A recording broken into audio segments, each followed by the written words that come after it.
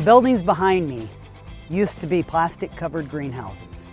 And this is where it all began, back in 1975, when my mom and dad, Bob and Sylvia Caldwell, started Greenleaf, a commercial grower and wholesaler of bedding plants and flowers.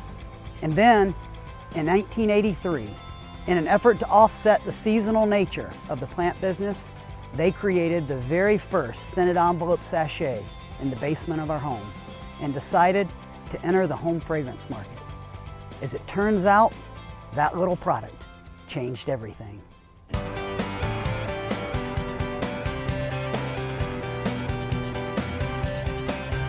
Well, we've grown quite a bit over the years, and though we no longer grow plants, we still remain very much a family-owned business.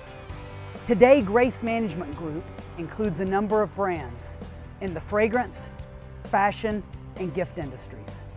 Though our products are sold throughout the U.S. and in over 80 countries around the world, the vast majority of our products are still made right here at our facility in Spartanburg, South Carolina.